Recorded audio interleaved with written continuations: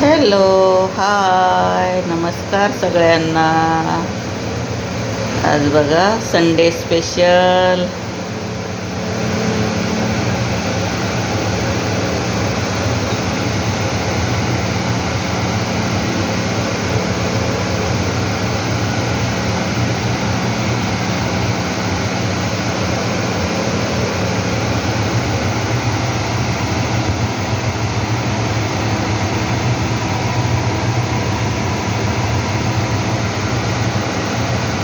शिजवून घेतलं मी.